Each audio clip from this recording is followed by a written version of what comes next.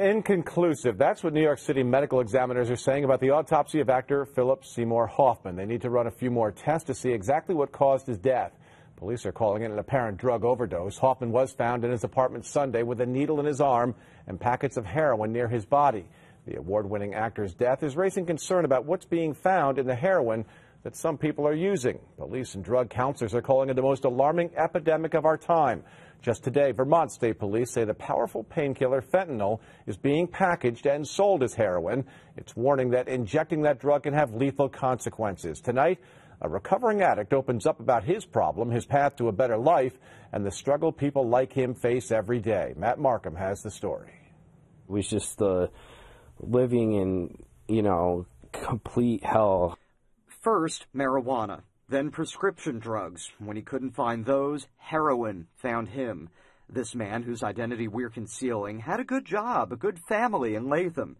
And when he lost all of that, he even turned to crime so he could fill his fix. Complete euphoria. Just all your problems go away. It just numbs your whole body.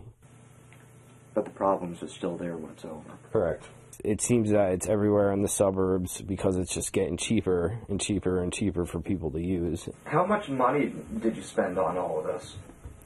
Thousands of dollars a week. A week? Yep.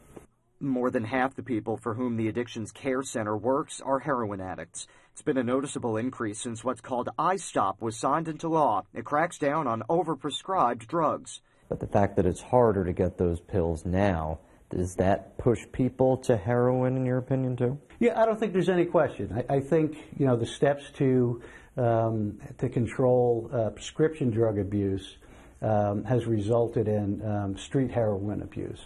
The problem is so bad now, at least in Albany County, that sheriff's deputies will begin carrying a nasal spray called Narcan in their cars. It's to counter the effects of a heroin overdose. Since officers are getting more calls and in the rural areas, it may take too long for emergency medical responders to arrive.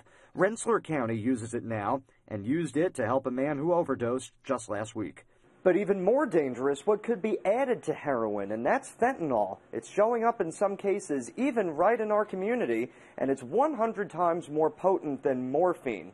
That's what makes it so fatal. We need to get into the schools earlier and talk to youngsters when they're adolescents, rather than when they're teens or in college in their 20s. This man is in his 30s now and has been clean for almost a year, and he's now working on getting his life back together.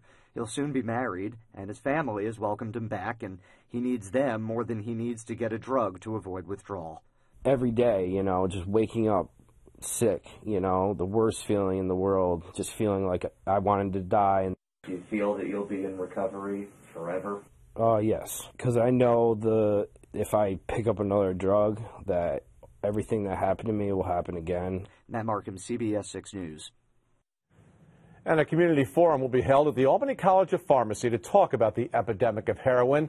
It is scheduled for March 11th at 6 p.m.